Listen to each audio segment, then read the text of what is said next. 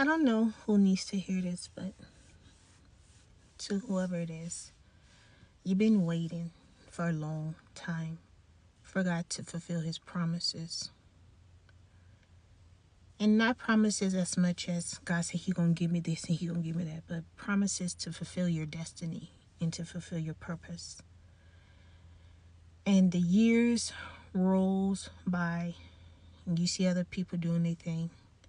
You try, but it's like you don't get an open door.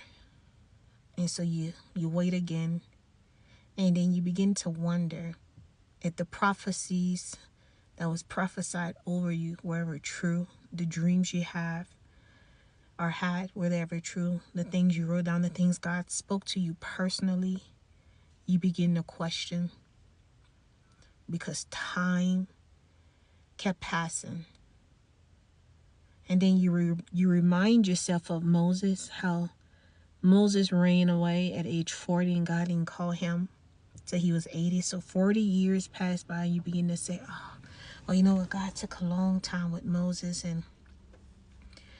And so you begin to reason with yourself why it's taking so long. Maybe God working on this, maybe God doing this. And then you got other people in your ears saying, wait on God. And you got somebody else saying, now is your time.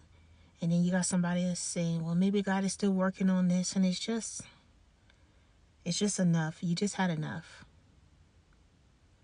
And then you give up. And then you hop back in believing again. Then you give up. And then you hop back believing again. And then you become mediocre about it.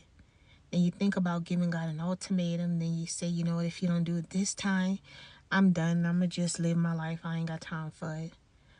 And then you hop back in. And then confusion sets in. Then you get dreams and you hear the voice of the enemy. And then one day, your spirit man becomes alive again.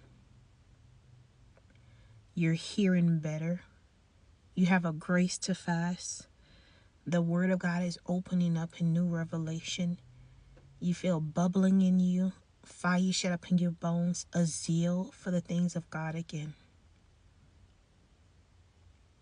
You getting dreams that it's time.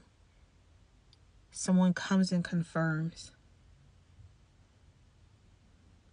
And then you begin to think, is it really my time, God?